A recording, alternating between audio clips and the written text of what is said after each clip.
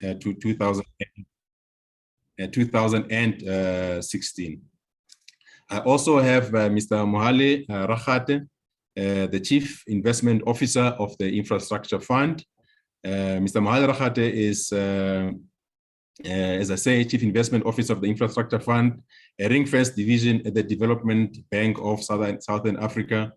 The Infrastructure Fund was announced by the President in 2018 as an initiative to transform the current infrastructure funding mechanism to be a blended financing platform by utilizing co-financing, blending financing from public and private sector. I'm also joined by Mr. Bennett Mahoro. He is the head of the Independent Power Producers Office, IPPO. He was a former Eskom systems operator at Eskom Telecommunications. Maybe on the side, he will share with us the happenings at Eskom at the moment with regards to the grid. Perhaps he will indulge us. He's an electrical engineer by profession and has over 20 years technical, managerial, and leadership experience in the electricity supply industry. I'm also joined by Mr. Dumisani Ngala, who is the Senior Vice President for Business Development in Sasol's energy business, focusing on low carbon energy solutions to support Sasol decarbonization strategy and the development of new low carbon energy value pools such as green hydrogen and green hydrogen derivatives. Just to give a bit of background where the conversation of infrastructure in South Africa fits, South African economy grew at about 1.2% in the second quarter of 2021 from 1% in Q1. The contribution from an investment point of view on this was 0.9% growth that was in the second quarter. This accounting for about 13.7% of GDP. So investment in South Africa from a gross fixed capital formation was about 13.7% of GDP in the second quarter of 2021. The ambition as contained in the new development plan is for this percentage to be 30% of GDP. So quite a way to go before we can attain the 30% of GDP as per the new development plan ambition. But this ambition is not just a pie in the sky. In the mid-2000s, towards the Soccer World Cup in 2010, gross fixed capital formation in South Africa reached a level of 25%. Interestingly, this translated into GDP in excess of 5%. So it is possible that this high level of gross fixed capital formation can be achieved. The last time we saw a level of 30% plus was in the late 1970s, and of course, GDP data in those years is quite questionable and unreliable. But this ambition of arriving at the 30% of GDP is the focus that is coming through as part of the new development plan, and of course with the vision to create higher GDP growth that can absorb in terms of employment. So as part of the government's ambition for this, the South African government created an office within the presidency that I introduced Dr. Ramokgopa earlier on, who is heading the office, who is leading the office, of course, to be able to consolidate all efforts within the South African government on infrastructure, with the idea, of course, of yielding in terms of outcomes. From a funding point of view, where the new development bank comes from, and other MDBs that have been in this space and in the broad financing environment, the big concern over time has been the degree to which the efforts that lead towards the infrastructure development in South Africa have appeared uncoordinated, and this translated, of course, with the conversations with the presidency and to the birth of Infrastructure South Africa, which Dr. Ramokgopa is currently leading. So that is part of the contribution for Dr. Ramokgopa, who's going to lead us in the keynote speak to outline what the office has been doing and the work that has has happened thus far in the last few years, some of the achievements to date, and what to look out for from those who are looking to invest in South Africa from infrastructure, perhaps as a seed, to whatever other sector that there may be an interest for investors to invest in South Africa. So with those words, Dr. Ramokgopa, the floor is yours. Thank you very much, Mr. Ratsuma, and good morning South African time to fellow panelists and people who are joining us from far and wide. And thank you very much for taking an opportunity to listen to the South African infrastructure investment story. As Mr. Ratsuma has indicated, I'll just situate you broadly on the South Africa infrastructure orientation and also begin to surface some of the sectors that we are prioritizing for purposes of investments. And I'm confident that my fellow panelists will be able to shed additional light, especially on the energy sector. I'm going to use the aid of a presentation program director just for purposes of amplifying my point. I'll navigate you through very quickly here. So what has happened is that the President of the Republic, President Ramaphosa, unveiled what we call the Economic Reconstruction and Recovery Plan as part of a three-phase approach to combating the pandemic that is COVID-19. So the first phase of the pandemic was to introduce the risk-adjusted lockdowns so that we stem the spread of the pandemic. And the second phase of the intervention was to provide relief to ailing firms that were collapsing or were struggling as a result of inactivity as a result of the lockdown, but also to help poor families to survive because a lot of them had lost their opportunity to earn an income, and they've been experiencing conditions of poverty. So it was important for the state to respond in a manner that we are able to provide relief. And then the third phase was to introduce a comprehensive suite of interventions under the auspices of the Economic Reconstruction and Recovery Plan, what we call the ERRP, just to say that we want to ensure that we recover the economy, not to the levels that we had experienced pre the pandemic, but to exceed those levels, but also to take the opportunity to achieve higher levels of inclusion, participation, ownership, and production patterns have to be tempered with, so that the great majority of the country can have an opportunity to participate in the economy. So that the ERRP had 6 interventions, and one that is significant to, or relevant rather, to our conversation was about unlocking 1 trillion rands in infrastructure investments over the next 4 years. As Mr. Ratsuma has indicated, we have an overarching planning document in our country called the National Development Plan. It articulates, if you like, aspirational targets that we want to achieve by 2030.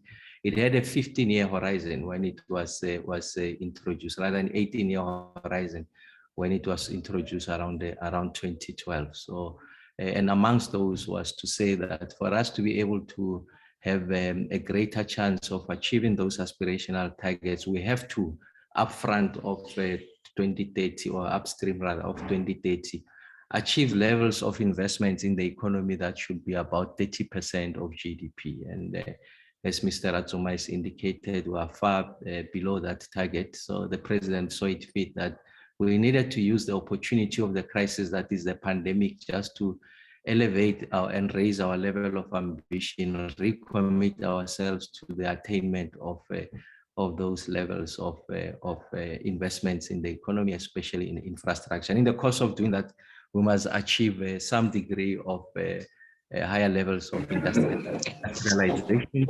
As you know that our country is the most industrialized economy on the continent. So it's important that we seize this opportunity of the pandemic to ensure there's greater levels of localization, industrialization. We are able to take advantage of the freeing up of the continental market under the Africa Continental Free Trade Agreement. And also in the course of doing this, we want to create jobs. As you know that our country has reached unprecedented levels of unemployment. So it's important that we place jobs front and center of all of our initiatives. So all of this must also support the State of the Nation address, which identified, if you like, 4 key priorities.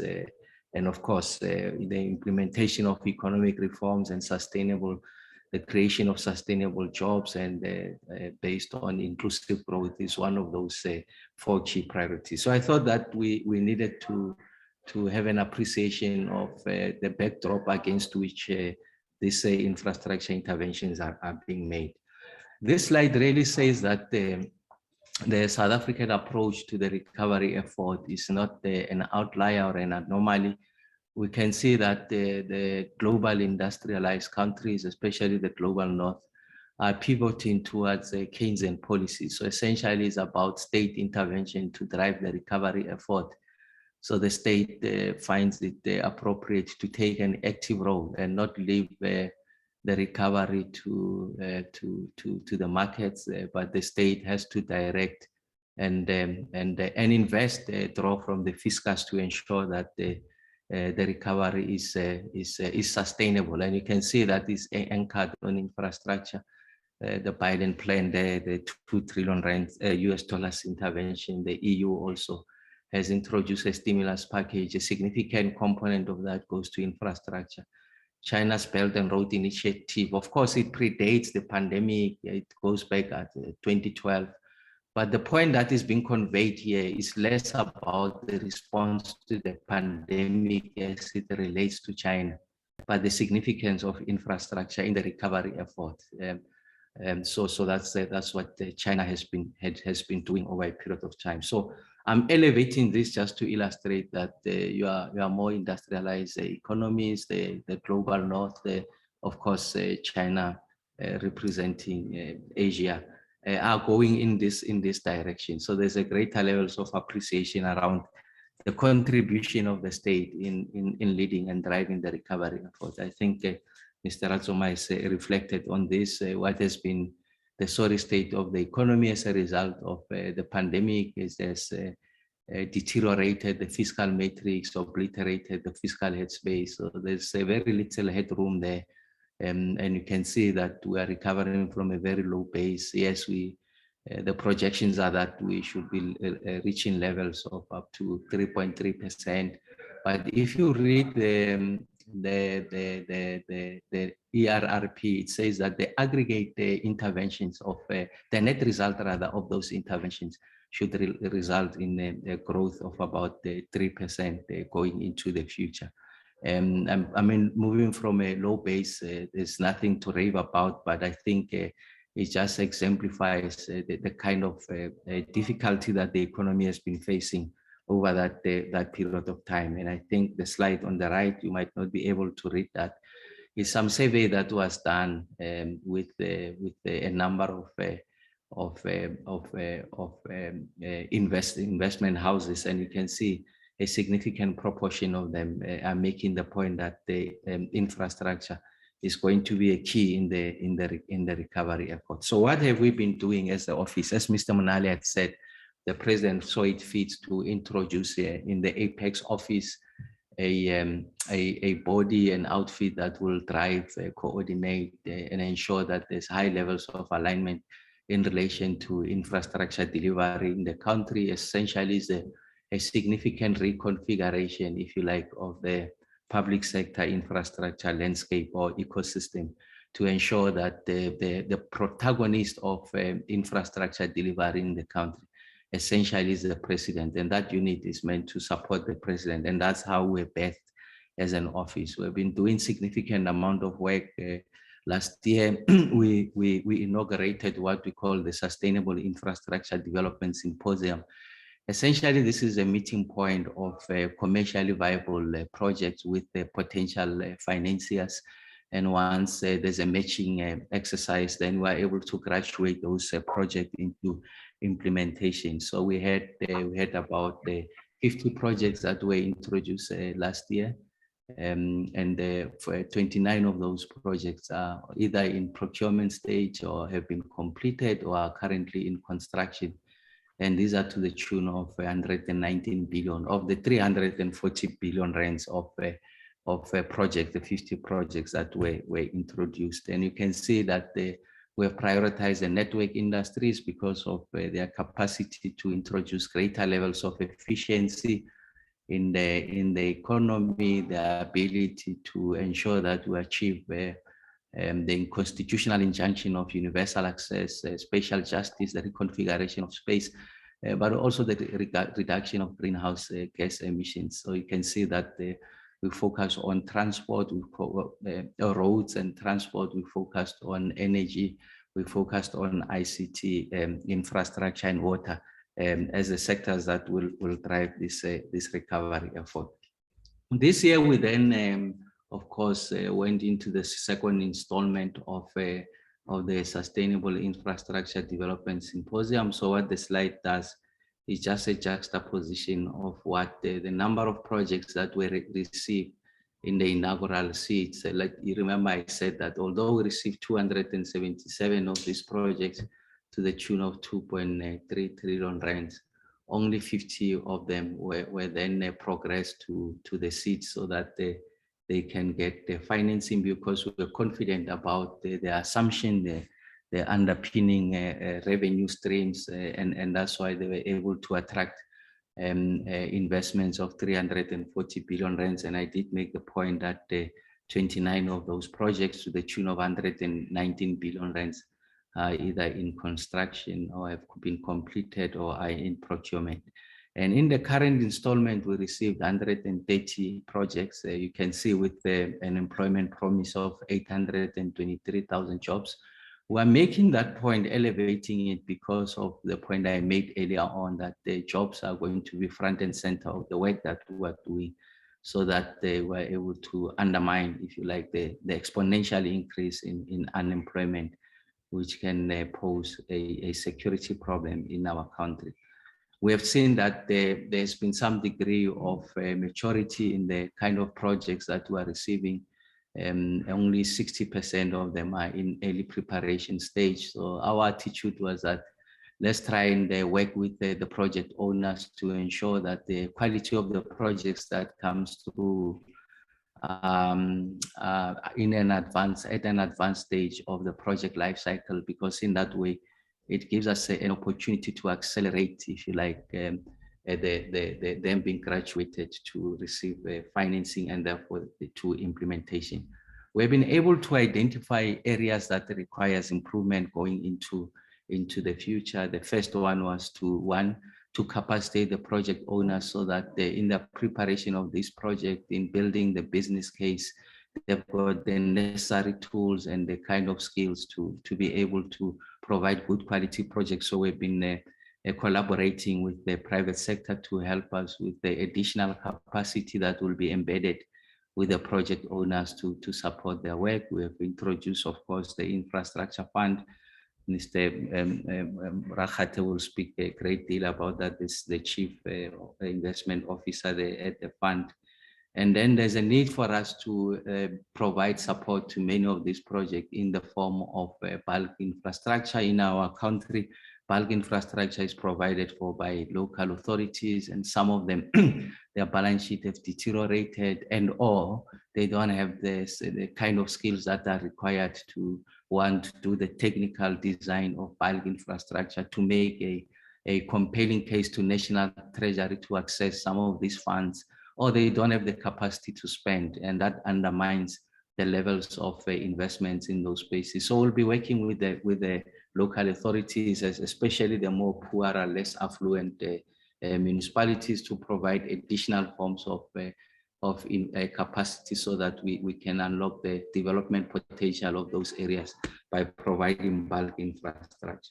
In terms of investment opportunities that have come through this second installment, they must give you 3 chili sauce. Maybe it's that chili spice. Can you please spicy salt? Sorry. Can you please mute yourself? What is it? 3 spicy salt. relevant.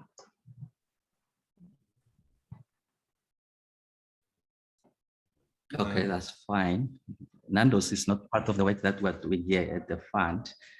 Just to say that you can see of those 55 projects, of the 130 projects that we have received, we presented to the market 55 of this project. So you can see that there's a significant increase in relation to the number of projects that are now coming from the public sector. It's important that we were able to bolster public sector capacity, if you like, to design projects so that they can be funded through the debt capital market. I'd made the point that we need to provide relief to the fiscals because the fiscal matrix has deteriorated. And then you can see that the transport again has the green economy now.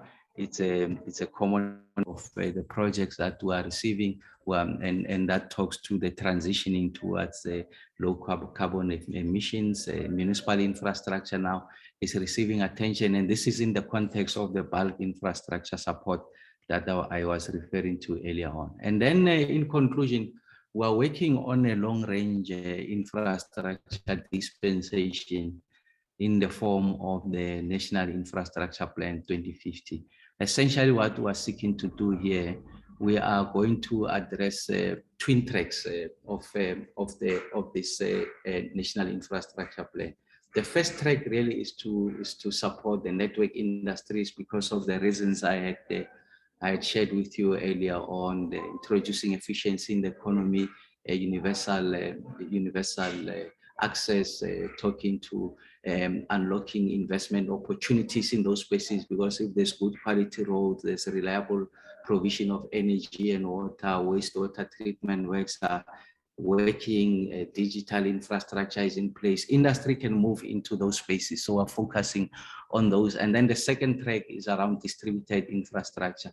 Really, this is around reticulation at the municipal level, so that we improve the quality of life of people in those areas. We also touch on the kind of reforms that are required in each and every sector.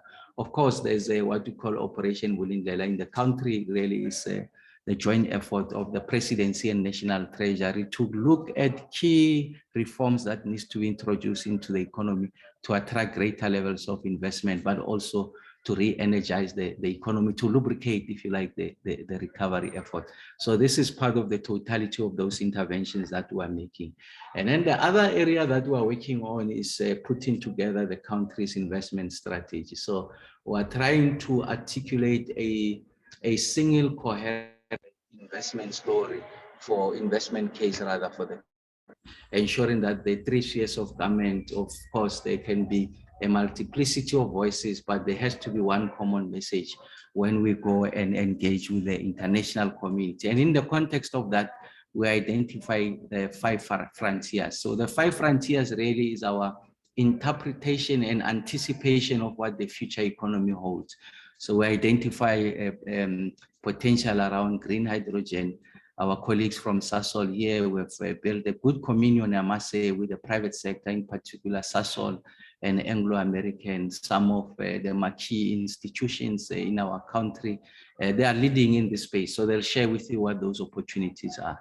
Next generation digital infrastructure, I'm talking artificial intelligence, machine learning. It's an opportunity that is going to present itself. In fact, is the now, if you come to think of it. So we think that the country needs to focus on that, this SEZ approach in anchoring the recovery effort and building the economy. Essentially, if you look at the Chinese model, they've been able to achieve spectacular successes in relation to the sustained levels of growth in that economy, in that they've focused on what they call special economic zones. Of course, they get to introduce incentives for private sector to locate in those spaces, but the state continue to take the lead. The state doesn't abrogate its responsibilities. And then there's industrial cannabis, and there's issues around the environmental, social, and governance investing. There's a greater focus on that. If you look at the text of that was agreed to COP26, it elevates this, and a lot of liquidity that is available in the globally focuses on this. And then just the last one really was on infrastructure financing. Mr. Rakhale will speak a lot to this. So the point we are making, we don't have to rely on the fiscals. We need to work with private sector. We're engaging with the pension funds to introduce innovative financing mechanisms so that we relieve the fiscals, but we are able to broaden the flow of investments opportunities through innovative financing mechanisms. So I thought that I would share that with you so that there's a greater appreciation of what we are doing in the office. Thank you very much, Mr. Razu. Thank you very much, Dr. Ramokgopa. I think very important that we lay that foundation for the rest of the conversation on where and the role that the state is going to play. I think some key pointers that you have put on the table, the extent to which the government now is prioritizing on project, I think it's quite critical that in an environment of very limited resources, the government then seeks to unpack which projects are a priority, so the exercise can be to focus all resources on making sure that those projects do realize. And also, very important is the angling on removing the policy-related hurdles. I think that quite critical because I think we have had a number of projects in the last few months or so that with the Infrastructure South Africa coming into the space, have been able to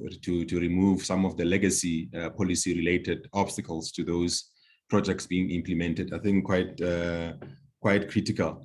And also, I think what pulls out of that is that that the private sector obviously having to play a key role, which also leads into maybe our next presentation from Dr. Rakhate.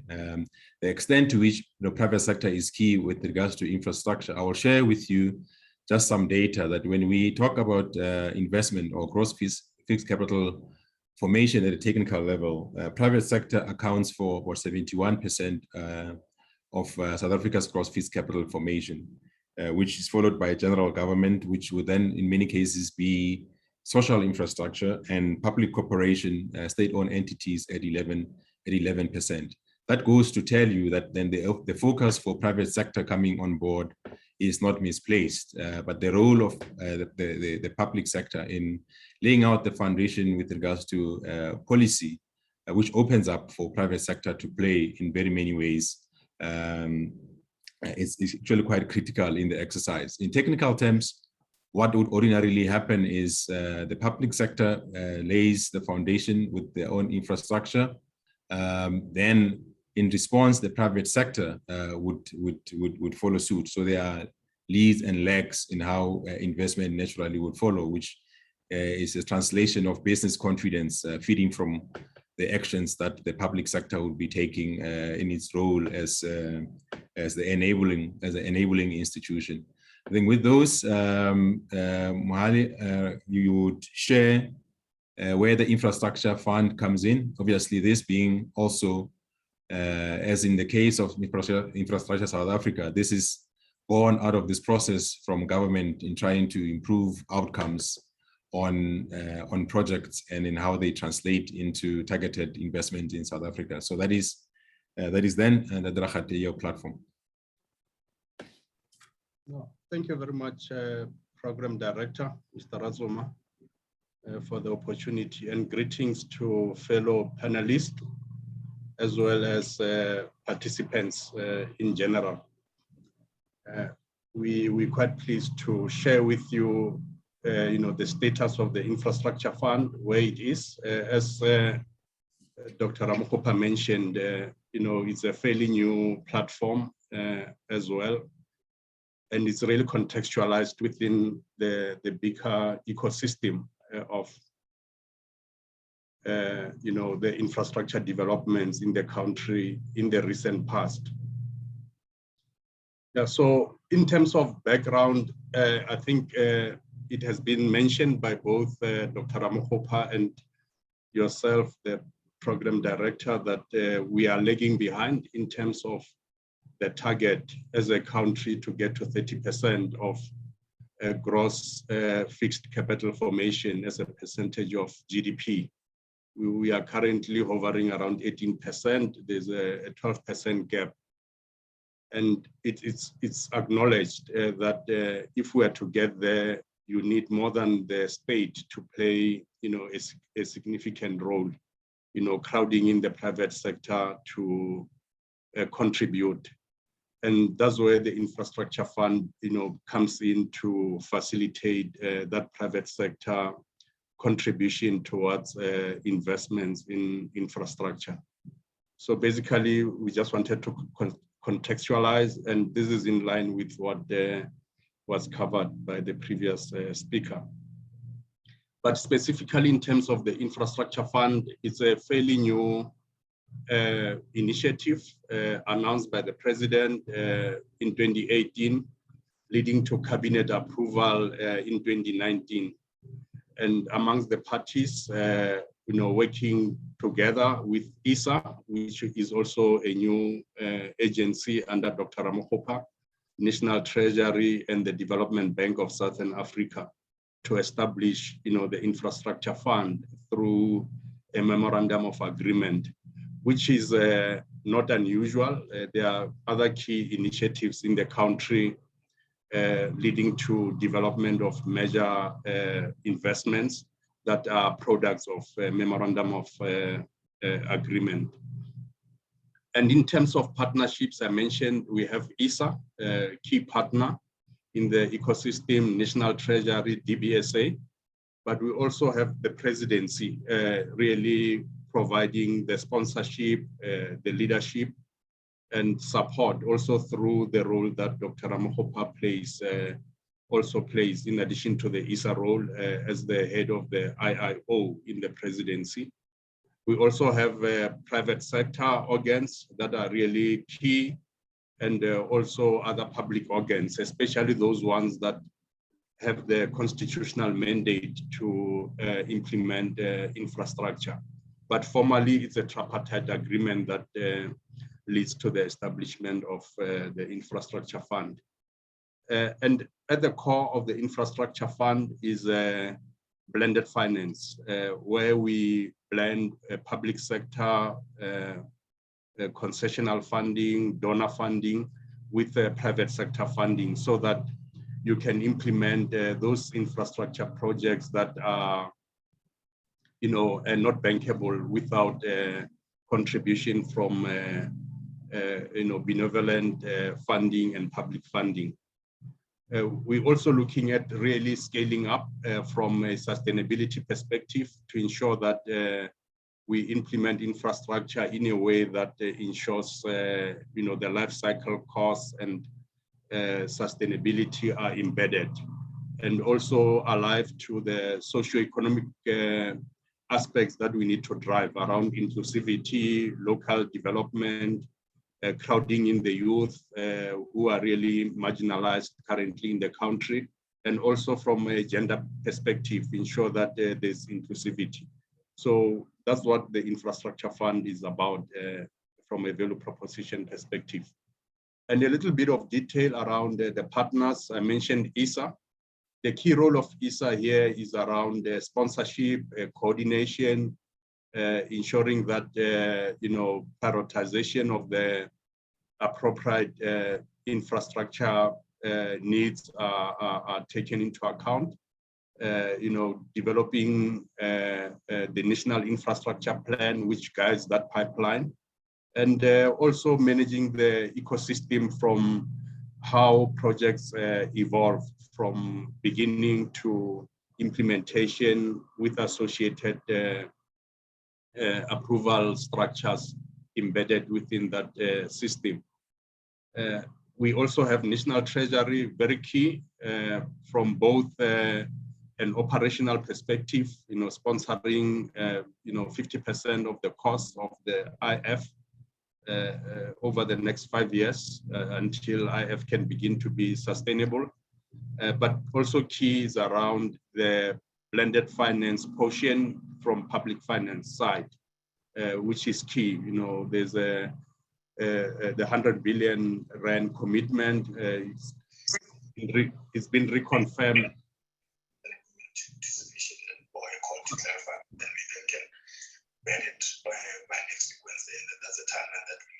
Can you please mute yourselves? Thank you. Yeah, so I was mentioning that, in the recent budget statement by the Minister of Finance, there was a recommitment to the 100 billion as part of National Treasury's, role in the infrastructure fund.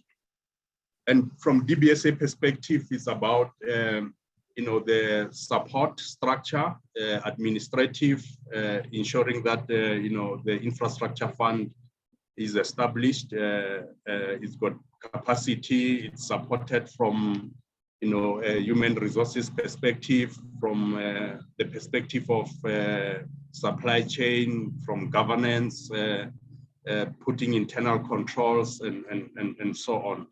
So that's really how the infrastructure fund is formulated from the partners. And just again to emphasize, commitment from government.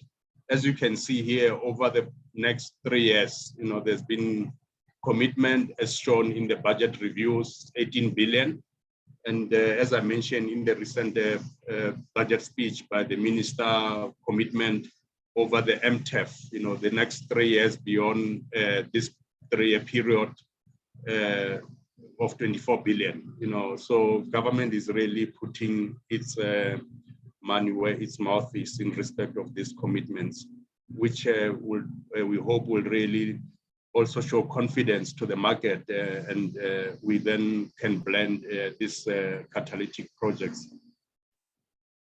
And just from a value chain perspective, it's important that we also just share that. As we mentioned, ESA is at the core of pipeline identification.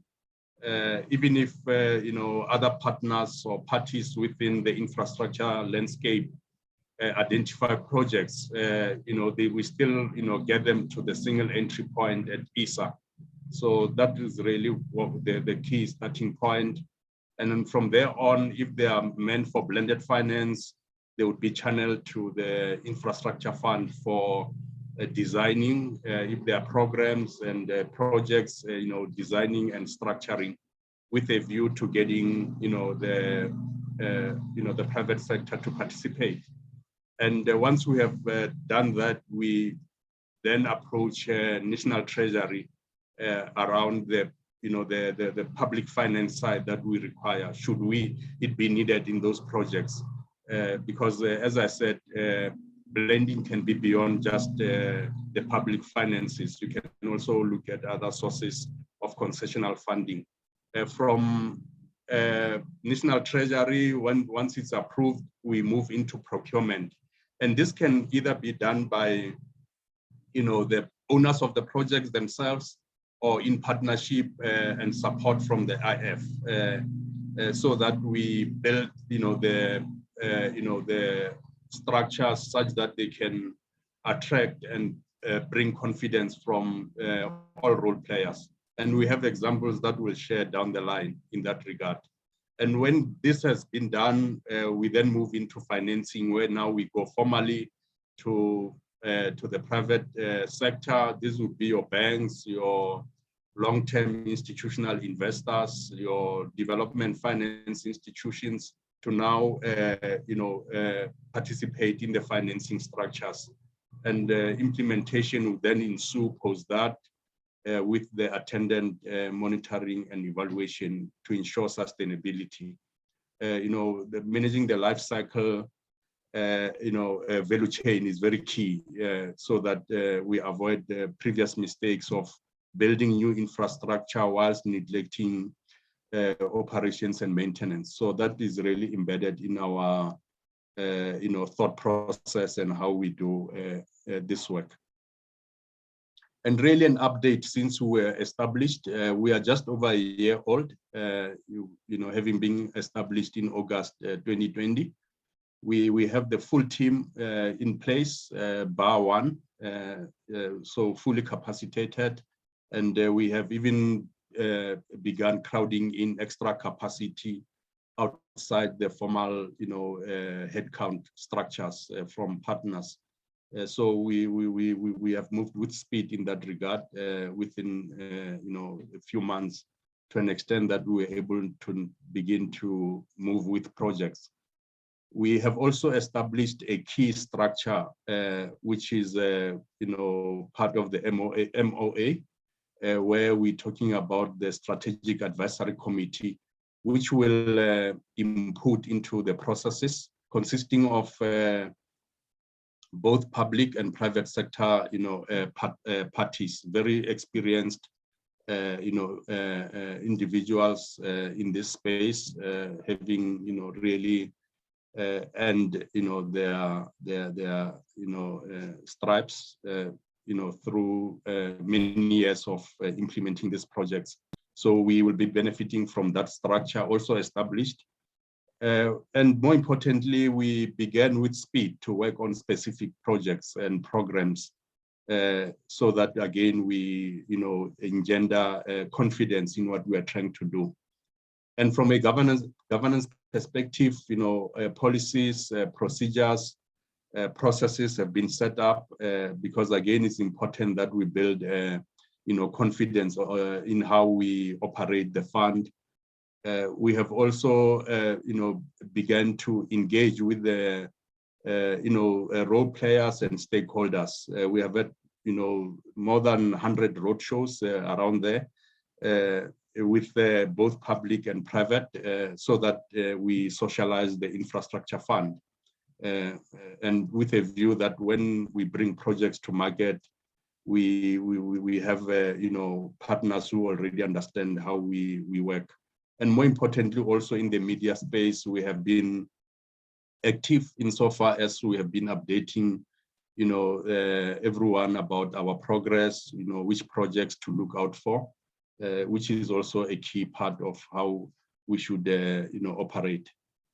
And this is just high level, the team, we have warm bodies. I understand the presentation will be shared. You can also have an opportunity to look at the background of the team that has been established, consisting again of seasoned professionals from the public side, government. You also have DFI, background within the team, and also the investment banking side. So it's a well resourced team with complementary deep skills and experience to be able to charter the terrain that is lying ahead.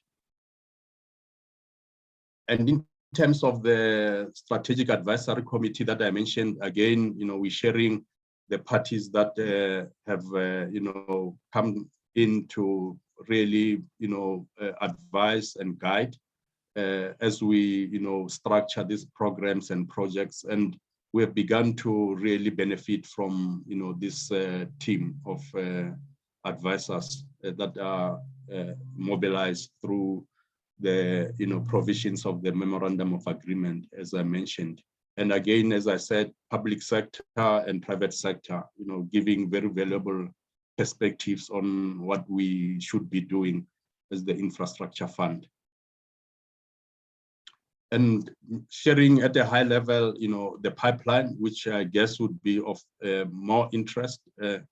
It's a number of projects that we have worked on. We've got the student housing infrastructure program, and its main aim is to address the huge backlogs in the space. 300,000 beds, the last estimates. It's expected that there could be more now.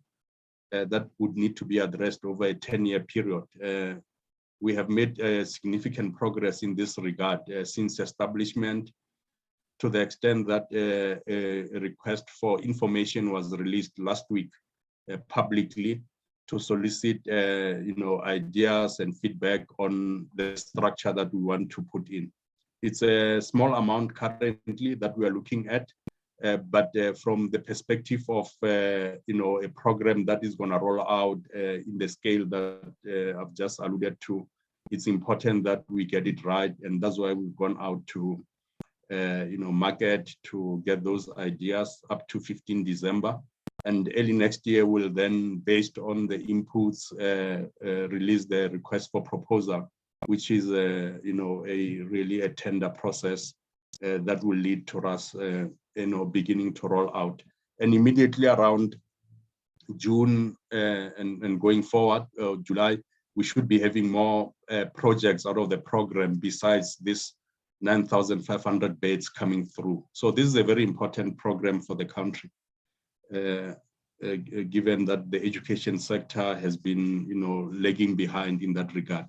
Another project is, the Mokolo Crocodile River Scheme. It's a big project, 12.4 billion.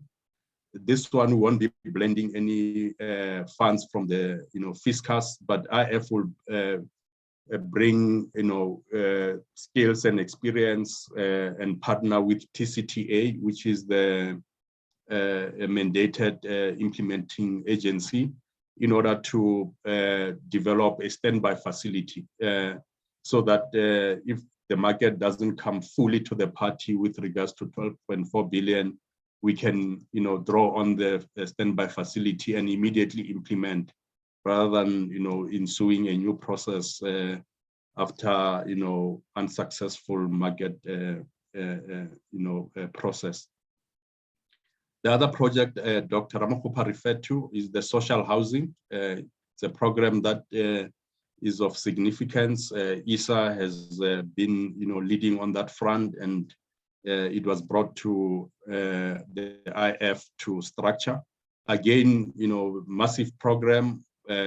We are testing it with a few projects, almost a similar structure going forward as the student housing infrastructure program. And this again will be going out soon. We are expecting BFI outcomes within this month, and then we can move ahead with the implementation process.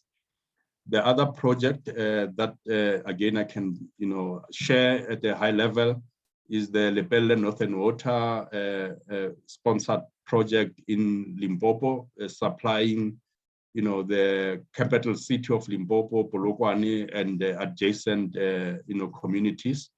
And that's where we're coming in with the blending for the social side. The commercial side will be banked through an offtake with the city of Polokwane.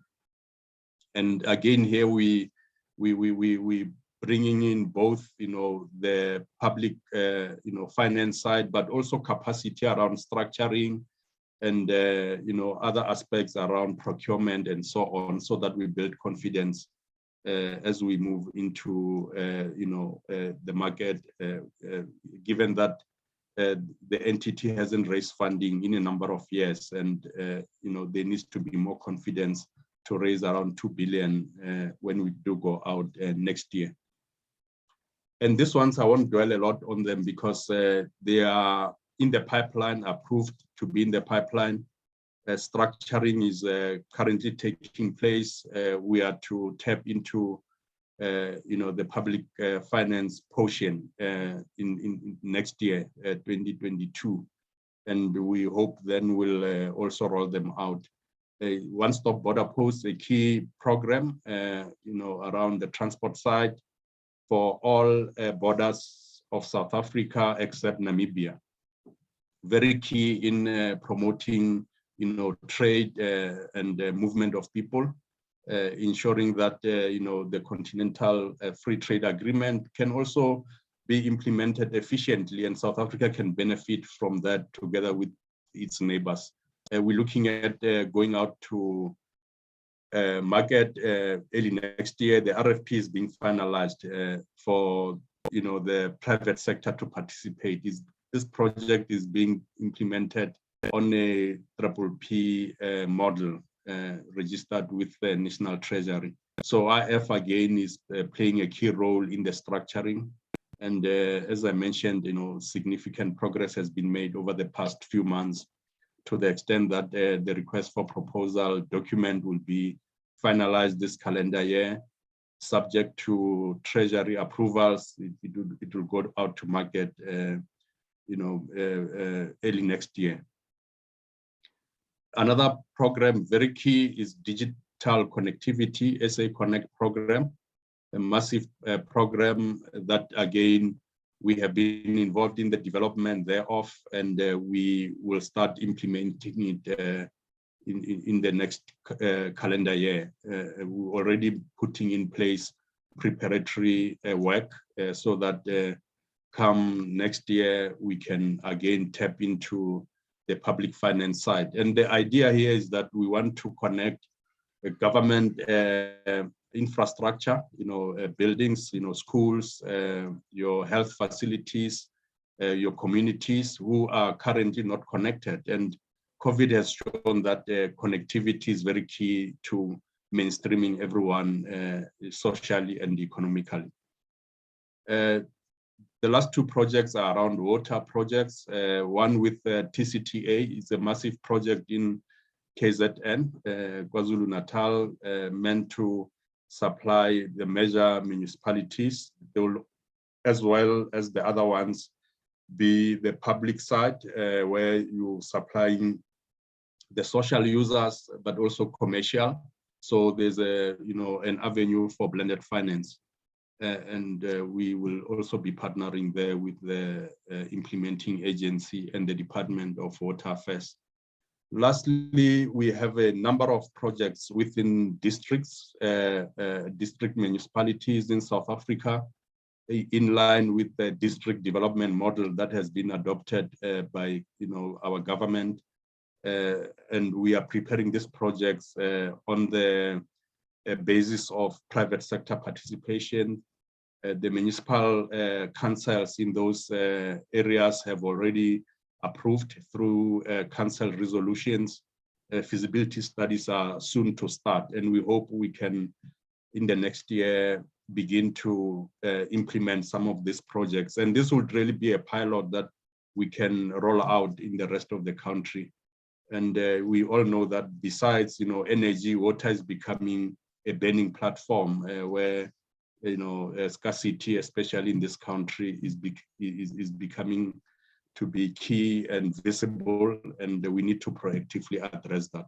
Yeah, so Program Director, I think that's where I'm ending, and I appreciate the opportunity, and we can respond to questions later on through your steership. Thank you. Thank you very much, Rahat. I think quite what is emerging from the presentation by Dr. Ramokgopa and your presentation is the extent to which the government has been able in this round to do diagnostics of where opportunities lie, if it is growth that the government is looking for, and establishing now institutions that are very much geared and targeted at achieving exactly that, and not just about lip service, but also providing resources, just letting on the amount of resources that have been put forward through National Treasury for financing the infrastructure fund, and hopefully that I think present itself as a signal to potential partners and investors that South Africa does indeed now in this sense have skin in the game for this process. I think that's really quite a very welcome takeaway from your presentation and Dr. Ramokgopa's presentation from earlier on.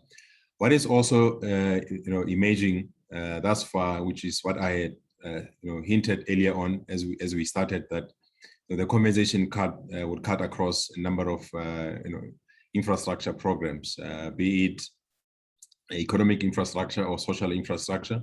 What then becomes as a potential takeaway for anyone who is looking for investment opportunities, that there may be infrastructure that is residing within either a state-owned entity, but that seeks to be in itself an enabler and not so much looking for an opportunity for an investment, so to speak. But a takeaway would be that the number of investment across different sectors, I would pick up maybe on broadband investment, which in itself is got a lot of interlinkages with other sectors in the economy, be it from tourism to banking, where opportunities down the line would emerge as a result of some of this initial investment on this journey of economic recovery. So I think that's very welcome, Dr. Rakgate, for your presentation.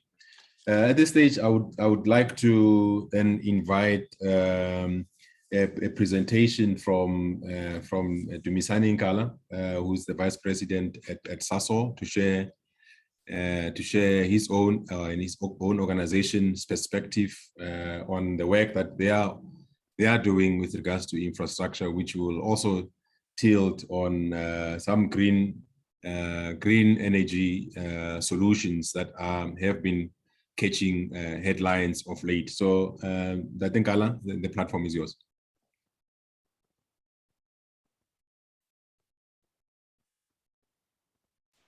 Thank you, Master of Program, Mr. Ratsuma.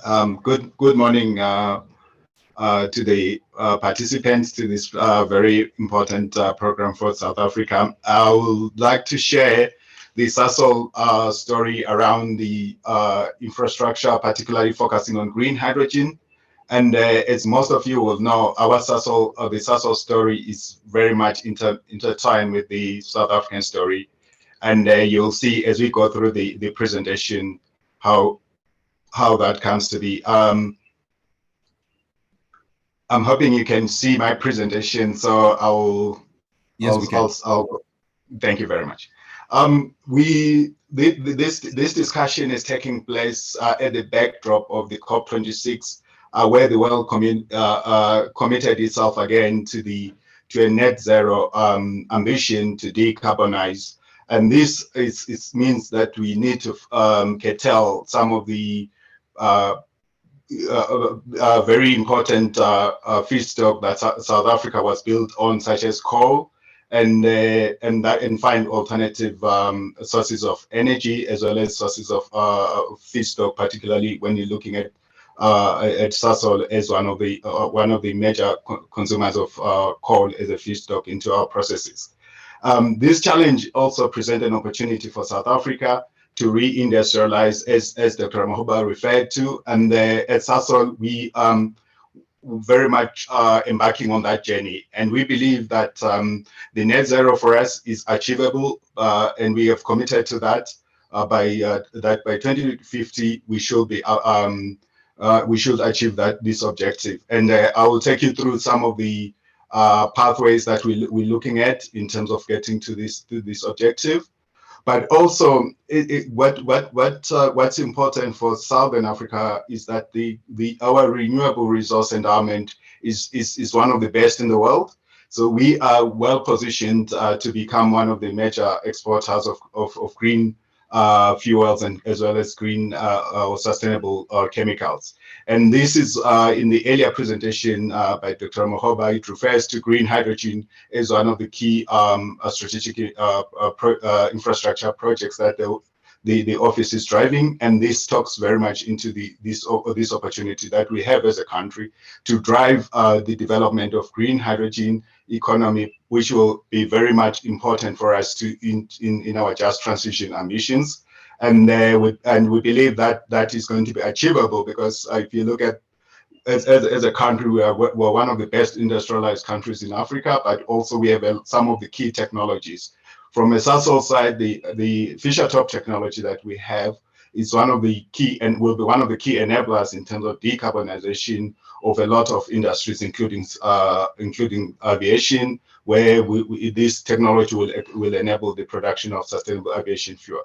But what is critical is, as a country, is that we build ecosystems around the green hydrogen, and we create partnerships, and we have just heard about the opportunities around building up funding structures that will enable it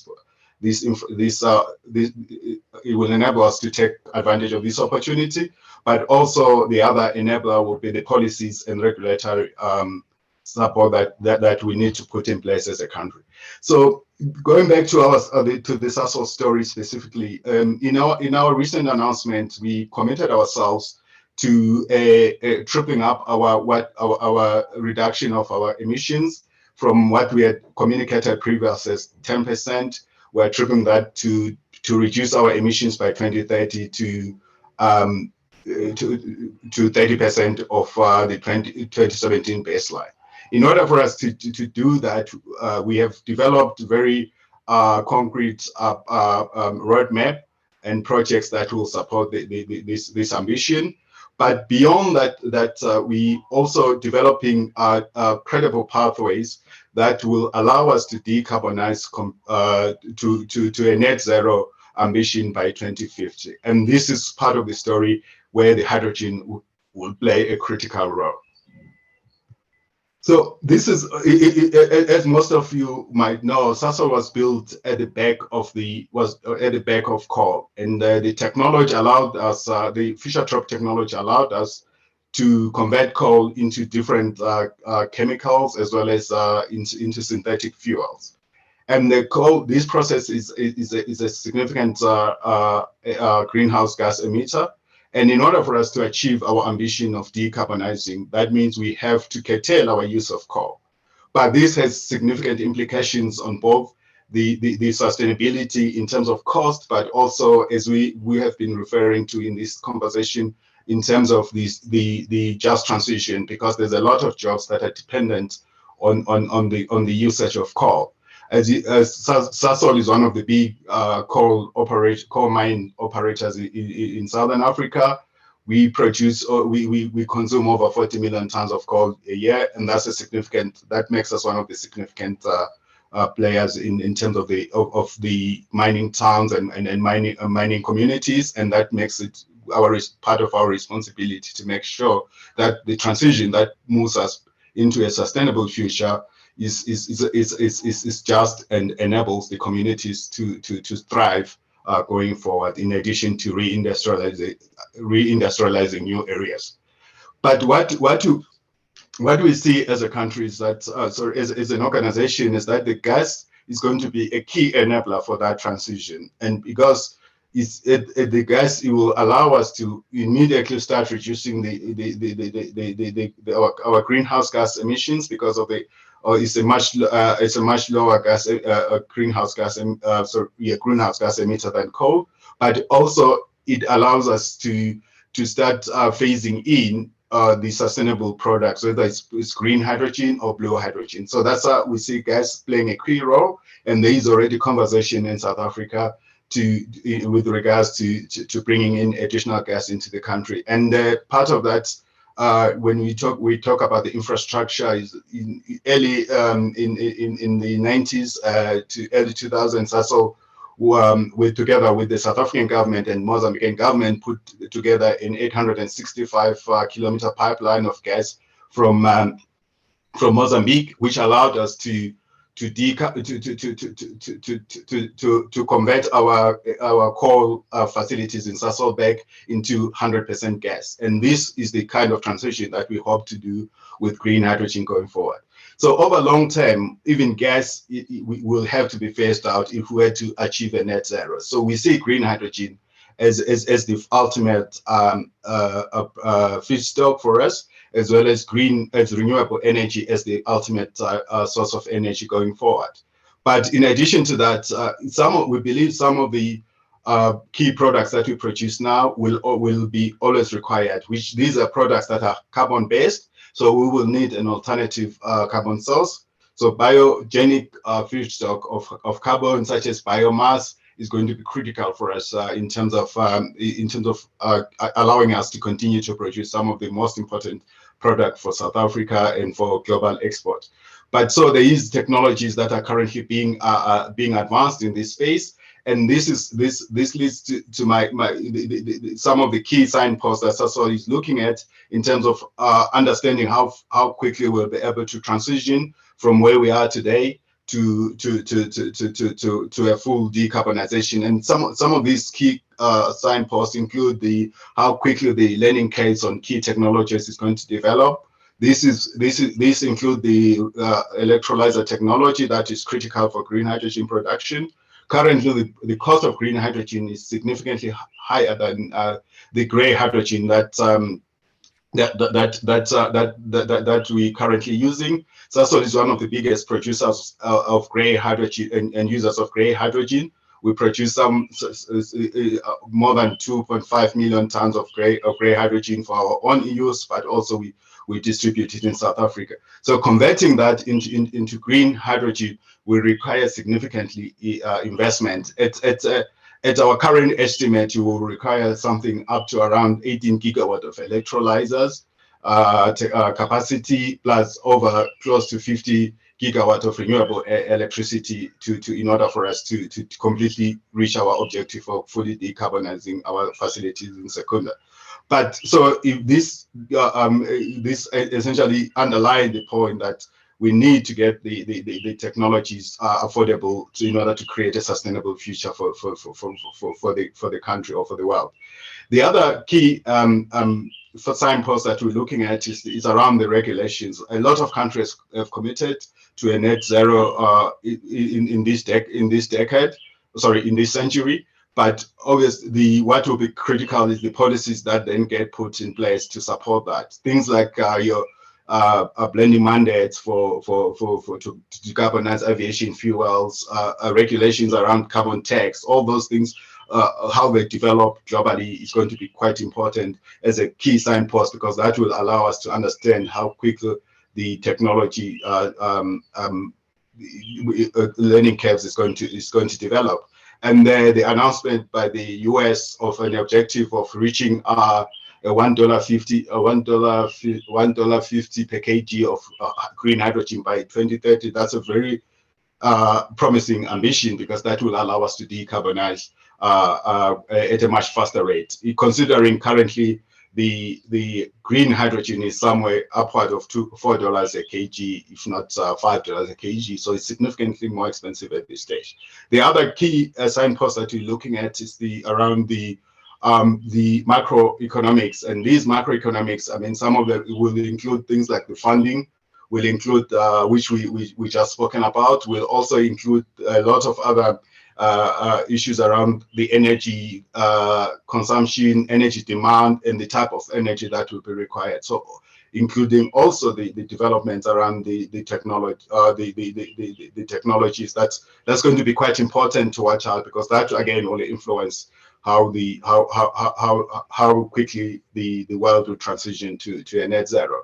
And the third, one of the other key signposts, which has been fundamental, I think, in driving the net zero ambition, is around the customer sentiments. And this is going to be important, because what customer demands is what the customer will need to get.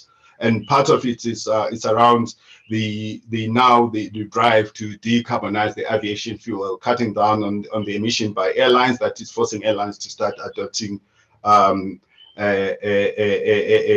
blending mandate, where they're bringing in sustainable aviation fuel into addition to their normal fossil fuel. So that customer requirement is going to be quite key to drive the transition to a net zero future.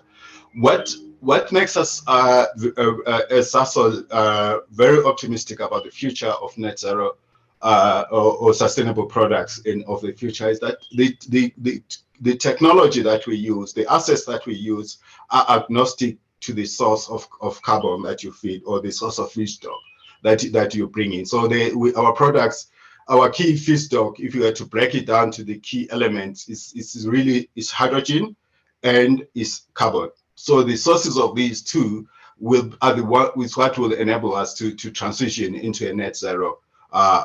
Changing the sources of these two is what will enable us to transition to a net zero for scope 1 and scope 2 emissions. And the Fischer-Tropsch technology, I mean, it has been core to the Sasol since its inception, and it's based on proprietary improvements on this technology, including the catalyst that we used for the production of these of the chemicals and synthetic fuels. So how we see the transition, we're looking to convert. We currently, as I said, we primarily gray hydrogen, and we hope that there will be that opportunity to transition from green to blue if if that technology is available. But the ultimate goal is really to move into a green hydrogen production, which will feed into our processes and enable us to at least for the hydrogen to be 100% green. But the other key feedstock, which is your carbon source, currently it's a coal carbon based, and we are starting to transition that into gas. But the ultimate technologies that we're looking at is, among others, is carbon capture and use. And this is going to be quite important in terms of the regulation that I referred to, in terms of what is defined. In order for it to be defined as green, the carbon source needs to be it needs to be an avoidable carbon source. And so the definition of that as part of the regulations is going to be quite important.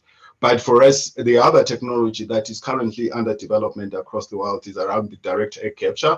That technology at this stage is quite significantly expensive, but over time, we hope that with the investment that is being made by different governments as well as companies in this technology, that technology will become affordable and commercially ready for applications.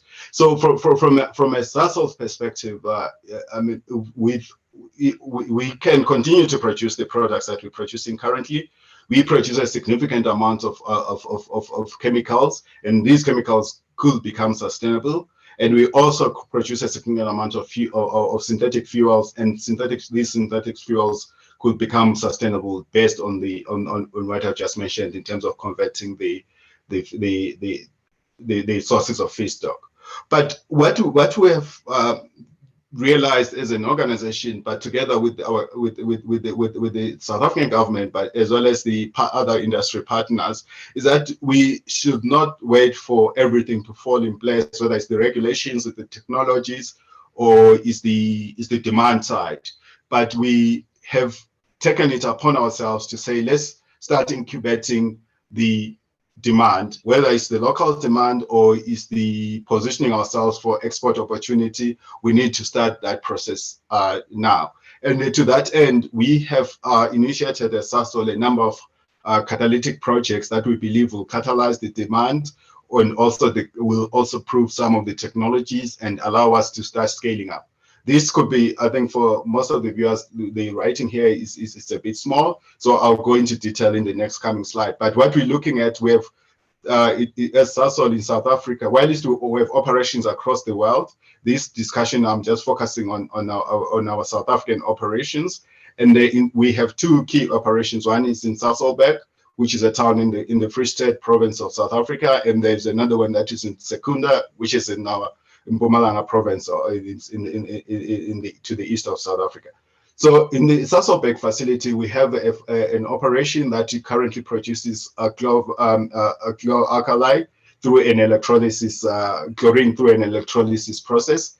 And one of the catalytic projects that we're looking at, which I'll touch on just now, is around converting that, repurposing that facility or to produce green hydrogen by introducing renewable energy. And that is, again, one of the projects that we believe will be anchoring the local demand to stimulate and start proving some of the key concepts.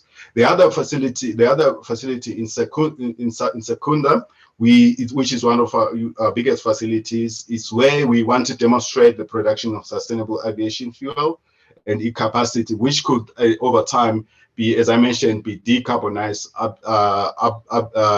to produce 100% sustainable aviation fuel. Obviously, that will depend significantly on the cost of renewables and the cost of hydrogen production. So we are also looking at a project there, which I'll touch on briefly. And then the third one, which is, I think, is the most exciting project for South Africa, and particularly for Sasol. This project was announced during our Sustainable Infrastructure Symposium early this year, and also it was mentioned during the COP26. And this is the production of green hydrogen for export, which we consider one of the lighthouse projects that could be one of the first lighthouse projects in Southern Africa. So we also looking that project, and I will talk to that project just now.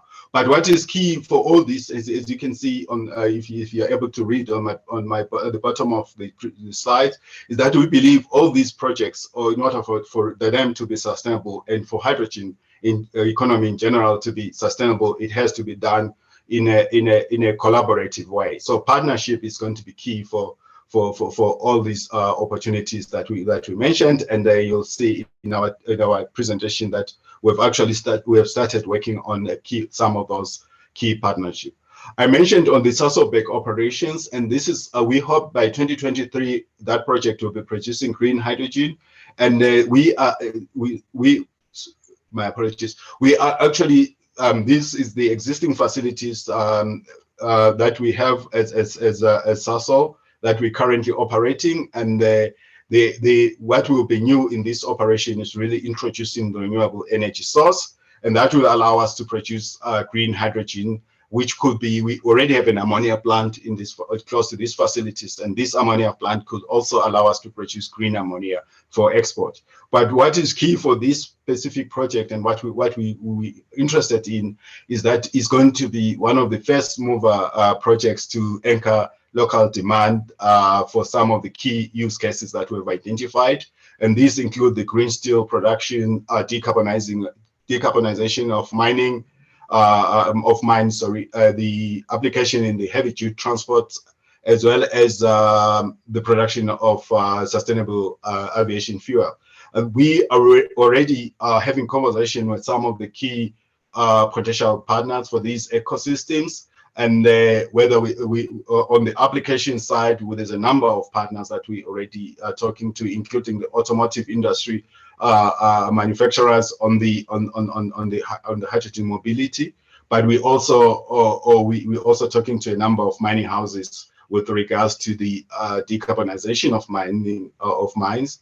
But in addition, we also believe that what is going to be key, which it's an earlier conversation, and this is not an exhaustive list that I have here, but it's just to illustrate the point, is that the partnership with funding with funders as well as equity participants is going to be key. And to this end, we have signed an MOU with a number of these potential partners, where we will be collaborating in developing funding mechanism for some of these opportunities that we have identified.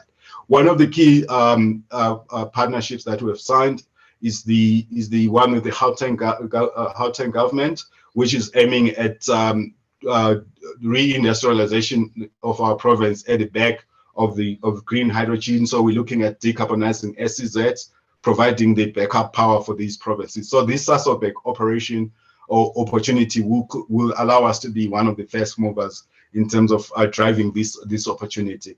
But what is important, which will allow us to decarbonize, but also to reindustrialize, is going to be how quickly can we localize some of the key elements of the hydrogen value chain. And this leads to my to our highlighting our partnership with IDC. We have an MOU with IDC to partner on the hydrogen commercialization, and part of that MOU is really to create an opportunities for reindustrialization of a number of elements of the hydrogen value chain. So it's something that we as an organization, but also together with IDC and the South African government, we are focusing on, and this we believe will allow us not only to deliver a just transition, but also to create new employment opportunities and allow us to tackle our high unemployment rates. So that was Sasolburg. So Secunda presented quite an interesting opportunity for South Africa, and that is to be one of the big hubs for sustainable aviation fuel globally, because we believe that it will take a significant longer time for hydrogen fuel to become a key fuel for airlines. So between now and then, we believe that the focus will be on sustainable aviation fuel based on still based on carbon. So what will be key for us is the source of the carbon, and the source of hydrogen, and that will allow us to produce that sustainable aviation fuel. And as I mentioned, what we're doing now in Secunda, we've announced recently a project that we're working on to produce sustainable aviation fuel as a pilot project. This is a partnership with Linde Afrox, Enatrek, as well as Navitas. These are the partners that we're working with to prove this concept, and this concept will allow us to produce a relatively small but significant sustainable products. And this will be the product that we could deliver to OR Tambo or through export product for customers interested in starting to apply the synthetic aviation fuel. But as I mentioned, we have a stepwise approach to decarbonizing Secunda. So we're already looking at opportunities to increase this percentage to 6% over time, and continue to scale up until we can 100% deliver a sustainable product in the Secunda. But this also leads me to also mention that we as an organization, because the Fischer-Tropsch technology is quite important for the production of synthetic aviation fuel as well as synthetic chemicals. SASOL recently launched a new organization that is focused on developing with partners sustainable products across the globe. SASOL Eco-FT was recently launched, and we're in the process of capacitating that and making it and start delivering on key projects, particularly at a pilot scale. So the third and the last catalytic project that I want us to touch on quickly, which I think most of audience might have heard about, is our the Buhaboy projects that the government announced, the government of Northern Cape announced. And this project, SASOL is going to be leading the feasibility studies on this project. And the focus is really to position South Africa as a major global hydrogen producer and exporter. The project is already have a very good basis for development, which include the fact that in the Eastern Cape holds one of the best renewable resources globally, and it has some of the best in terms of the deep sea port. It has some of the best locations. So we already have the ideal location in Buhaboy, which is what makes this project quite interesting. But the government has also is making a number of key policy decisions around the designating the project, as well as the area as giving the SEZ status, but also the project for the process of getting that project into an infrastructure strategic infrastructure project definition. But the other advantage, as I said, is that we already have a REDS aid there, which will support the development of the renewable energy. So the location of the project is quite ideal in terms of the renewable endowment. But what is going to be critical for us is going to be our ability to attract the partners into this project, and to attract the right funding partners, as well as technical partners to invest in the project. And also the other key element of it is really, again, talks to the localization of the key parts of the project. But for the first phase of the project that we're looking at, which is going to be producing something at scale, something about 400,000 tons of green hydrogen, is that that investment could be somewhere in the upwards of $10 billion, and they could create as much as 6,000 jobs for the region. But what is important again to note here, which is on my next slide, is that the actual export product for in the short term is going to be green hydrogen. So that means the actual scope of the project is much wider than just the hydrogen production. It really includes synthetic opportunities. And for South Africa, as I mentioned, we have the FT technology. So we could actually scale up this project to eventually start producing similar products or close to similar product as we produce in Secunda. But also, it gives us an opportunity to start seeding some of the regions within the Northern Cape for new applications in addition to the export. So we see this opportunity as more than just an export play, but an opportunity for South Africa to start scaling up on the hydrogen on the hydrogen economy play. But my last slide, which I just want to quickly emphasize on, and this has been already touched on, so I'm not going to spend a lot of time on it, is around the collaboration and partnership that is required to make us move at speed. But the key ones is going to be around how do we bring in funding and the green financing that will enable us to drive, particularly the ready-to-go catalytic project is going to be quite important. And this is the earlier discussion around the infrastructure fund, hopefully to play a critical role in this space. The other one is around the master plan that the country needs to put in place for green hydrogen development. We're already working with DTIC on the and IDC on the commercialization strategy for green hydrogen, and we worked with Northern Cape on the Northern Cape has developed the green hydrogen strategy, and hopefully we'll have the national green hydrogen strategy soon. The policy and regulatory harmonization across the globe is also going to be important, because the definition of what is green, carbon accounting will allow us to trade across the globe. And then the intergovernmental partnerships, as well as the collaboration along with different parts of the regions, will allow us to unlock not only the technology exchange, but also the market. Thank you, Master of Ceremony. I will stop at that, because I know I might have gone through a bit longer than I expected. Thank you so much. And thanks to the audience for participation. Thank you very much, Mr.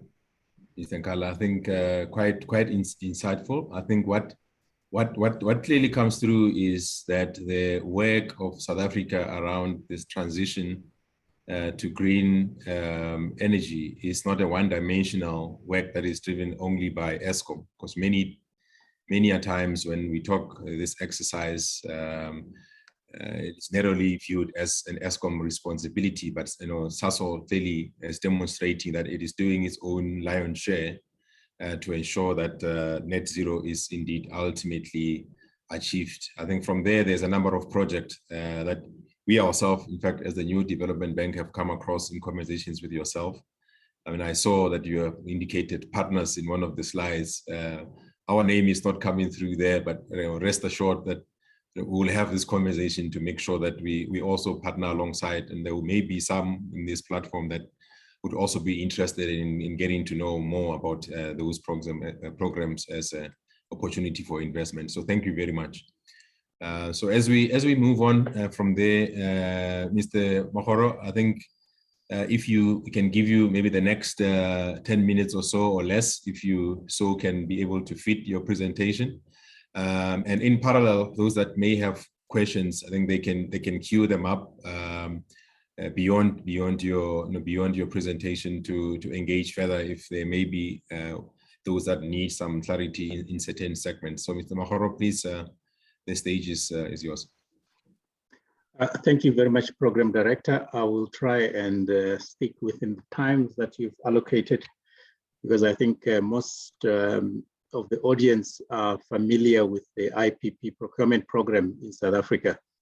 But I thought the best way to start is perhaps to touch on the current state of the system. In fact, just after we started this session, there was a notice that load shedding will be implemented from 2 o'clock this afternoon. So this basically is captured in this first slide, which just lay the foundation of where we are as a country as far as energy is concerned, and why we need these investments similar to what Dumisani was talking about to come on stream as soon as possible. So basically the South African energy landscape, if you take out the transport sector, most of us and most of the industries, and both commercial and the heavy industries, are mainly reliant on electricity for their sources of energy. And Eskom remains the the main supplier of electricity as a vertical integrated utility for many decades. And where we are now, unfortunately, the old coal fleet, which supplies around 80% of electricity in South Africa, is battling to cope due to age, and there are a number of reasons being given. But yeah, this is the situation where we are. We don't have enough capacity. We have a lot of abundant coal in the country. We have achieved a lot in terms of giving access to the population, to electricity. And because we don't have gas at this point, electricity remains the main source of energy. And we have an economy that is very much reliant on electricity to drive it. So the shortage of electricity has a massive impact on the running of the South African economy. On the other hand, we are the signatory to the Paris Agreement. We know about the climate change. And I think from the previous speakers, you've heard as well that we have high renewable energy potential in the country. So as we start the decarbonization journey, Eskom cannot be left behind, and the coal fleet needs to be addressed as well. And I'll show you later on how the government policy is planning to address this issue. So these are the levers that government is implementing. I think the key one perhaps is the bottom left one, which talks to the lifting of embedded generation by private sector. And this was announced by the Honorable President that private sector can now develop or procure their own energy from IPPs directly, up to 100 megawatts. This was a huge milestone in trying to recover the current electricity shortages in the country. And we have already seen a lot of initiatives in this respect, where the private sector and some of the mining houses and the likes of Sasol, as you heard, are already advancing some of these projects in this space. The grid is already open. The regulator is finalizing the regulations around wheeling, but we do have generators that are already wheeling through the grid. And IPPs by procurement by municipalities, that's another lever that has been implemented. So those municipalities that are in good standing, they now have the opportunity to procure their own energy from IPPs. We've spoken about the just energy transition. This is really around repurposing the old Eskom coal-fired power stations, perhaps using gas initially, but ultimately moving into renewables. And there's also the gas that is being introduced. We ran a program last year called the Risk Mitigation IPP Procurement Program, where we procured about 2,000 megawatts. And most of those projects are in the gas space. There's already an RFI in the market now for one of the ports where Transnet and CEF are looking at those who are interested in developing the infrastructure for gas in Ngqura particularly, to indicate or to give them the information to that effect. So there are a lot of levers that are being pulled, and where we fit in as the IPP office, it's really the rollout of the IRP. IRP is the Integrated Resource Plan, which is a government policy approved by Cabinet, which basically indicates where the next generation mix will be coming from and the capacity thereof. Then the other levers, perhaps just to touch on them as well, cross-border, we've been supplying a lot of our neighbors. There are a lot of developments. You heard about Namibia. Namibia is actually in the forefront in the hydrogen economy in the region, but also they're also building a number of renewable plants as well, which also help to relieve South Africa in terms of the exports of energy. And I think in the future, this will create much needed stability in the electricity system, as the region also develops their own generation capacity. Storage is a must, especially in the areas like the Northern Cape, where the grid is almost saturated. So to get more capacity or to build more renewables in those areas, storage is key. So Eskom is running a program as well to install a number of battery storage facilities in the area. We're also running a technology agnostic storage program that will be releasing beginning of next year. I want to talk about hydrogen. Mr. Nkala spoke a lot about hydrogen. Just a quick review of the IRP. The IRP is the Integrated Resource Plan, as I mentioned, but it's important to notice the amount of renewables, even at the utility scale, that will be coming online in the next 10 years. We're talking about about more than 20 gigawatt of PV and solar that will be procured in the next 10 years. And where we are now, this is on the left-hand side where it says determination. This is what the minister has already allocated to the IPP office to procure. We'll go into the details in the next few slides. The IPP office need no introduction. We've been running the office since 2010, and our main role is to procure electricity from IPPs. And to this end, Eskom has been the buyer from IPPs and then selling that energy to the consumers. But the market is changing, and as I mentioned earlier, municipalities, the private sector is now playing in this space as well. At a high level, what we have managed to achieve, so renewables is nothing new in South Africa. In fact, we are one of the leading countries as far as renewable integration is concerned. We have over 6,400 megawatts of capacity that has been procured already, contracts signed, 5,200 of which is already in operation, supplying quite a sizable amount of energy. About 5% of the total energy demand in the country in the form of electricity already comes from this program. And as part of the program, we also don't want to leave the community behind, the communities, especially where the projects are located. So the program that we run is structured in such a way that it also addresses some of the socio-economic development objectives that Dr. Ramakgopa spoke about. So most of the IPPs, in fact, all IPPs that we sign contracts with have to make certain obligations towards transformation and economic development objectives of the country. This slide is just showing that we have a proven track record as the investment destination.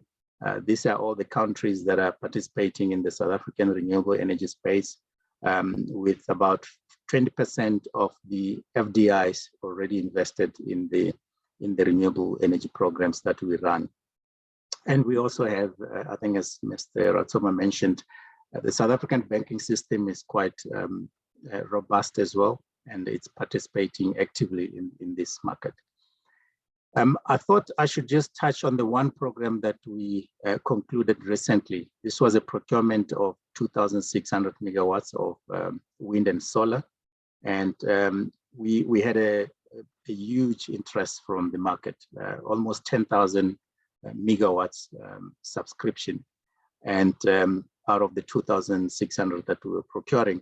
And again, the same commitments that were made around supporting the government economic objectives, you can see there at the bottom as well.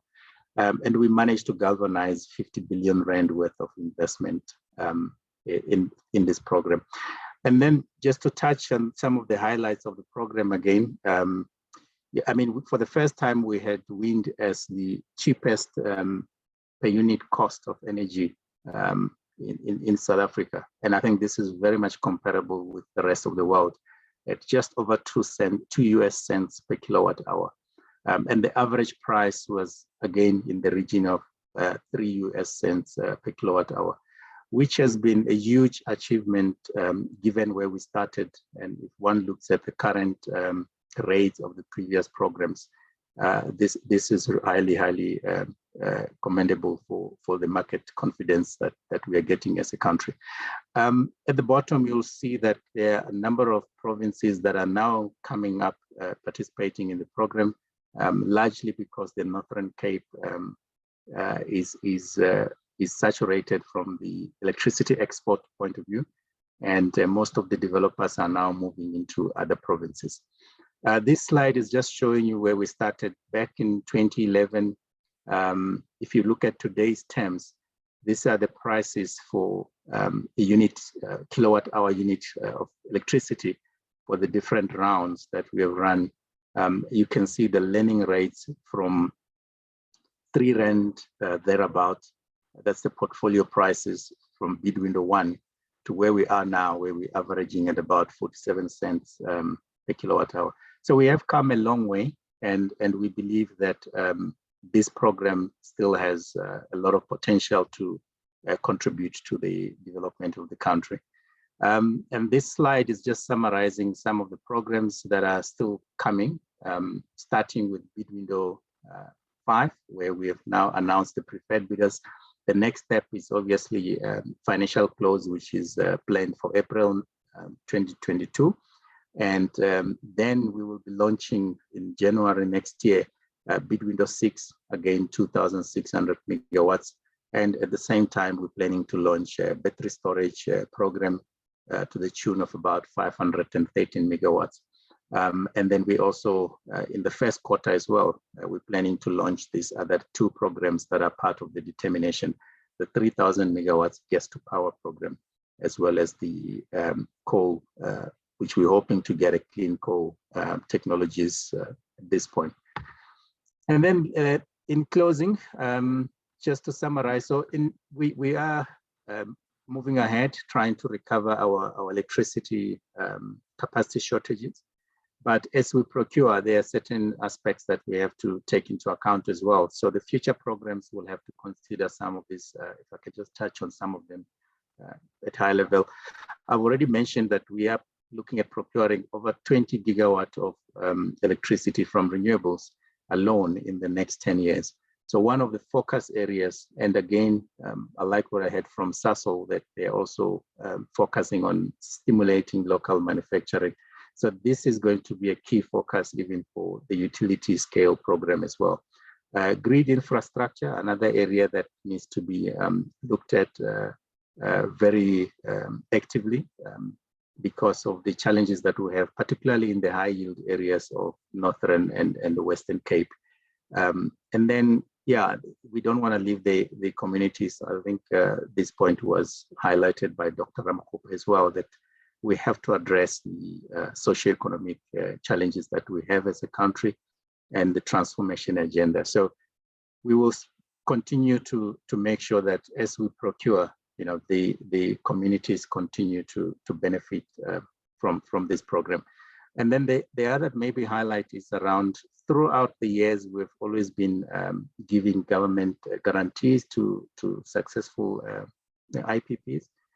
So we're now doing a study to see if there are other alternatives, and also considering the fact that there's also market reform that is happening in the country.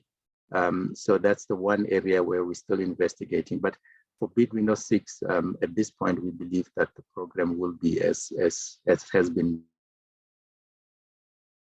Program Director, I hope I have saved you some time, and then we can just address the questions. The presentations will be made available to the audience. Thank you very much. Back to you. Thank you very much, Mr. Mahoro. Thanks for that. I think clear takeaways in just the pricing from bid window 1 to the recent bid window. The decline, I think, just shows the maturity of the program.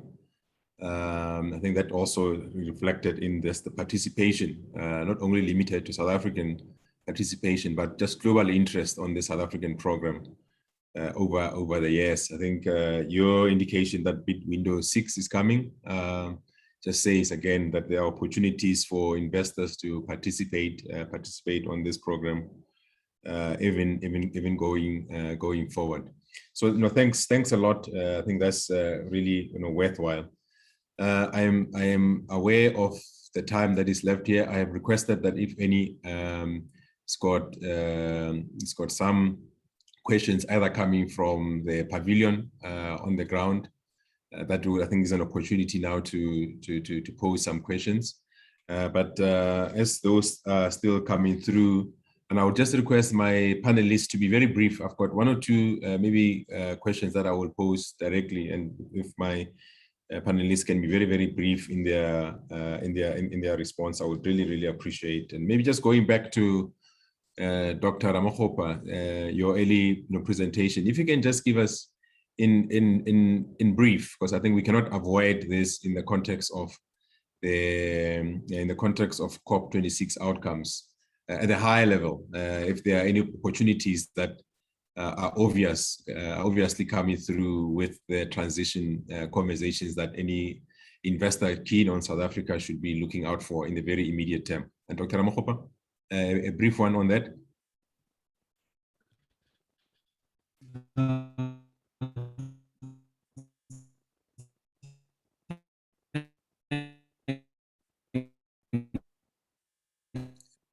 I don't know whether it is on my side, but your audio is not coming through clear. Can you hear me?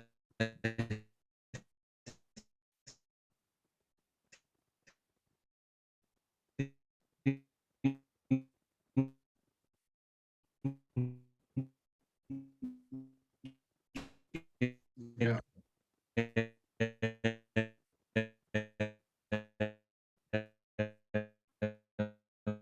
Okay, Dr. Ramokgopa, it looks like it is not just me. Your audio is not coming through well. So let me maybe just move on to Mr. Rakgate. While we are struggling with Dr. Ramokgopa's audio there, if maybe on your side you can indicate to us if there's anyone who is looking to unpack directly with yourselves on the infrastructure funds work. At this moment, what would be the modality, and where would then investors look to come in your programs? I mean, noting that you've got some projects that are still under development, but your end goal, of course, is that you want to you want private sector participation also on some of the projects. So where are you in terms of that process, and when should potential funders or partners look to be engaging with yourself and the modality thereof? No, thank you, Mr. Razuma. Yeah, as we indicated when we were sharing the pipeline, there are projects or programs in different stages. Regarding the student housing infrastructure program, we mentioned that we have actually started the procurement process through the RFI, which we issued last week. Publicly, it's on our platforms.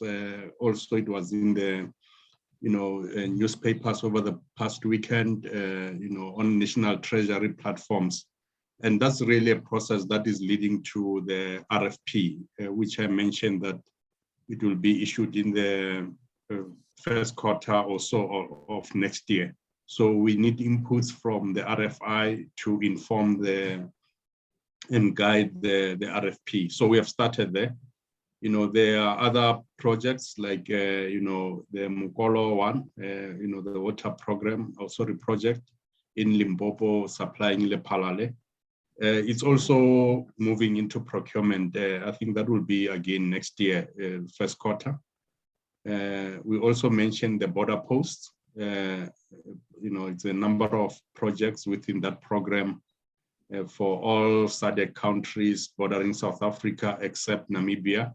We're finalizing the RFP there as well this calendar year, and subject to National Treasury approving, which we hope we'll get in the first quarter, then we'll go again to market.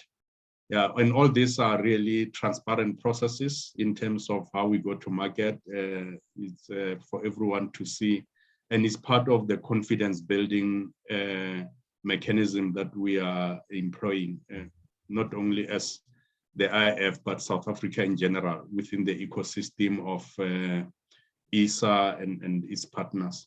yeah, so there are a few programs that will be rolling out within the first quarter of next year, which is by March, early April. Yeah.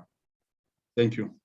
Okay. No, thank you very much. Thank you very much for that. I understand Dr. Ramakgopa is still having challenges. I mean, the request that is coming through overwhelmingly here is that the presentation be shared. I mean, I had noted earlier on that maybe some of the slides were not coming through, were not as clear for through, at least on the pavilion, for all to see. So, but in any case, I think I had noted that because there's a lot of technical detail on some of the slides, those will have to be shared with interested parties. So if my panelists can avail those presentations, please, it will be helpful.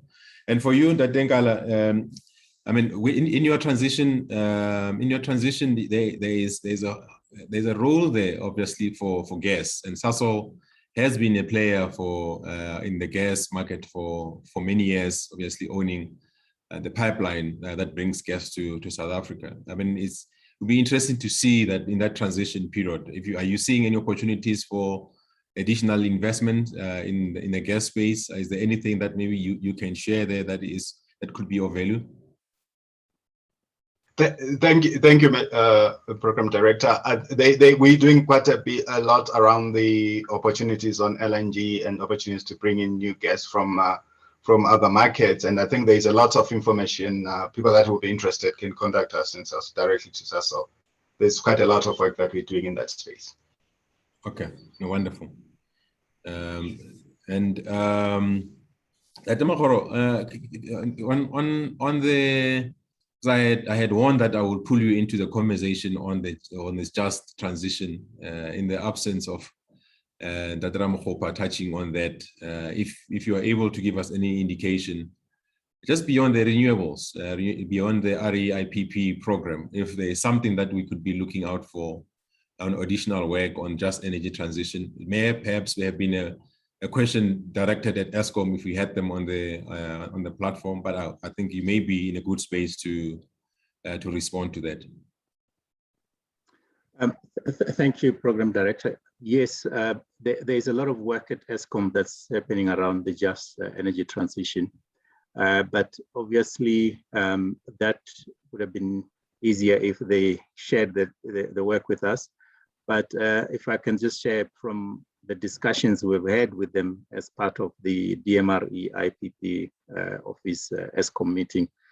The first part of this is repurposing, where they're looking at changing some of the old power stations into gas-fired, from coal-fired to gas-fired power stations. They are also considering using the land where those power stations are for renewables. That's another aspect of it. And this is mainly to save the jobs. And from what I could gather, it's beyond just putting up the renewable PV panels and wind farm, but also starting up perhaps some manufacturing facilities in those areas so that some of the jobs could be saved as well. But I think we will make the details, we can extend the question to Eskom so that they can share more details in this regard. But a lot of work has been done by Eskom. Thank you very much. Thank you very much. I think we'll most certainly be looking out for that as an institution that is also seeking for opportunities to participate and assist South Africa in this journey for transitioning. And I know I speak on behalf of many other DFIs and MDBs who had been participating in various conversations, either at the Infrastructure South Africa level or the Infrastructure Fund. So I think this just to signal that there are other stakeholders that are party to this conversation on infrastructure in South Africa that may not be on this platform, but most certainly are quite active in looking out for solutions and also just exploring some of the investment opportunities that are arising in this journey. So I think that with that, and maybe just to to do just a bit of a recap on the discussions today as we look to close the session. I think it's been very fruitful conversation even from where I am, and I hope that those that have dialed in have also seen value in the conversation, and from the pavilion we've noted your request. We hope that the conversation have also been quite helpful and insightful in how you are looking at South Africa as a potential investment destination. But what is clear, what has come through, is that the South African government has diagnosed where the problems have been on infrastructure, and have set up the requisite institutions through the Infrastructure South Africa within the presidency, and also have even moved further to set up the infrastructure fund. And not only that, but have given it resources that have to be leveraged, of course, through preparation and direct investment, leveraging, getting private sector participation. I have shared with you indications on how key private sector is from an investment point of view, that when they respond, 70% share in investment is quite substantial. So we look for private sector participation across the board, in direct investment in the infrastructure, and also in their own investment in response to growth that come as a result of this infrastructure. So the work done by SASO is quite clear. Opportunities there, a lot. They require resources in participation. They want partners. They want funders at ESCOM level, and it also goes beyond energy, as I had indicated in my opening, that there are opportunities across the board which you can access through the Infrastructure South Africa or even infrastructure fund that are in transport, in water. So opportunities are everywhere for those that are interested in playing a role to participate in. So with those words, I really appreciate the time over the last 2 hours. And I really believe that it was really a worthwhile session to be party to. And I thank you. And I thank you very much. It's a wrap.